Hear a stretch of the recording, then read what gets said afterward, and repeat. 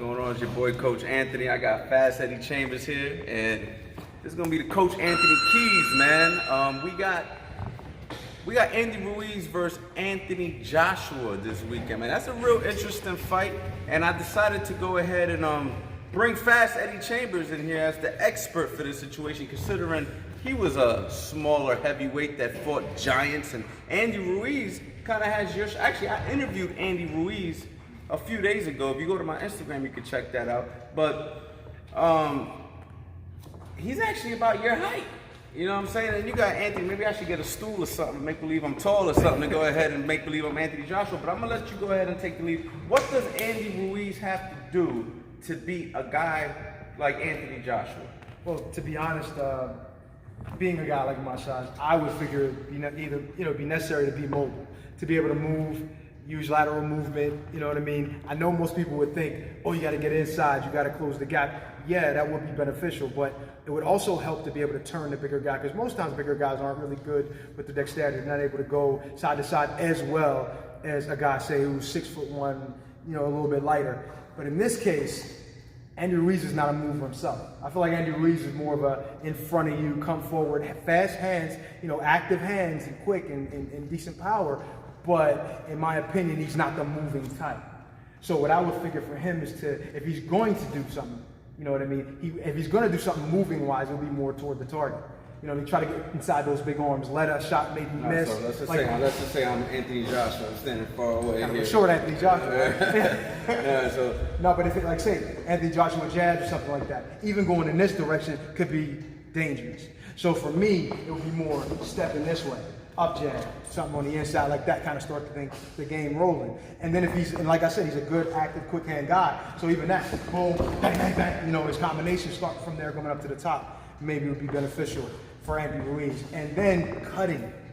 You got to cut after that. You can't still sit in the middle, because opportunities for him to counter punch. And remember, all it takes for a big guy is to take that right foot and step over there a little bit. So when I get to the outside, now what do I have? You know what I mean? So you're going to have to be quick about it. You're going to have to use the left hand.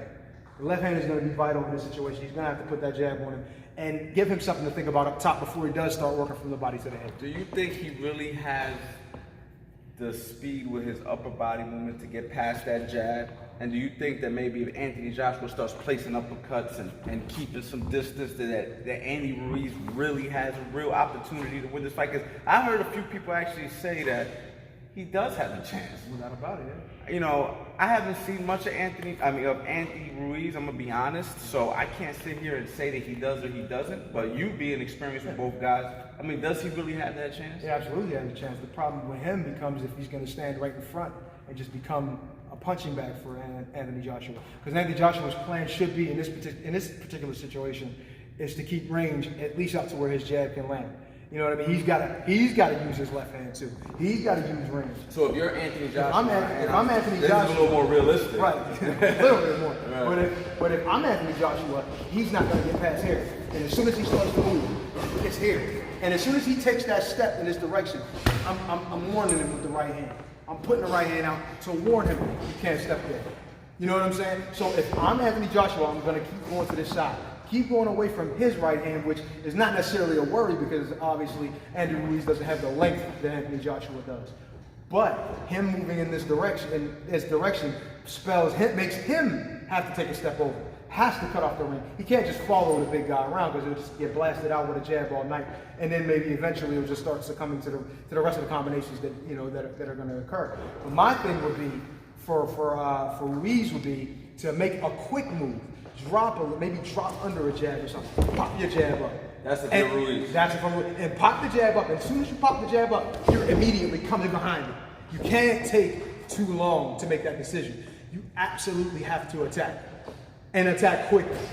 And you don't always have to. After he attacks, then what? After you got to cut. You got to either cut one way and not always. Once you get here, you're pretty much good, because his arms are not past you. You know what I mean? Now it's going to be a struggle. I fought guys who were really tall. And one guy in particular by the name of Alexander Dimitrenko, who was very tall, 6'8". I think 6'7", 6'8". And the thing that I was doing was I was outside of him, believe it or not. And he would throw his shots, and I was slipping everything. Slipping.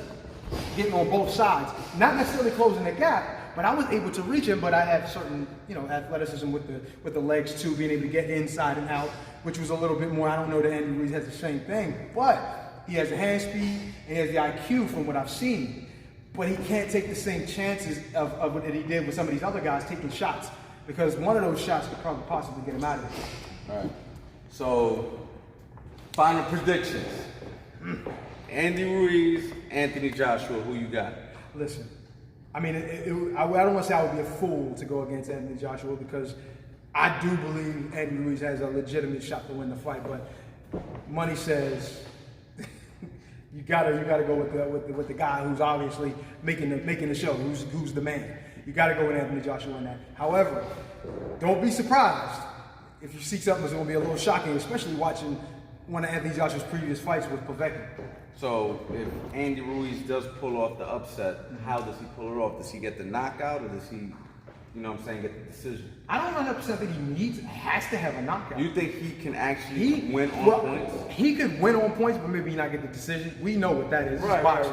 But he actually could win on points. He's a free-handed fighter. He's skilled. He has enough of what he needs as far as punching to get it. It just determines, for me, the determining factor is he going to be able to close the gap? Is he going to be able to get those hands off? Because like I said, in the past, when I seen him fight other guys, some of these guys they were moving and he was in front of them. Well, he's not fighting the same kind of guy. He's not fighting a big guy who doesn't have the same. Anthony Joshua can punch hard enough and has enough speed and has enough understanding of how to use his height that he can get up. And plus, he's super confident right now. He's the man as far as everybody else, as far as he's concerned, and most other people agree. You know what I mean? So it's going to be kind of hard for him to knock him off that pedestal. He's going to have to do something immediately, and he's got to do it quick and strong and sharp. It has to be fast. And to finish off, man, do you want the winner?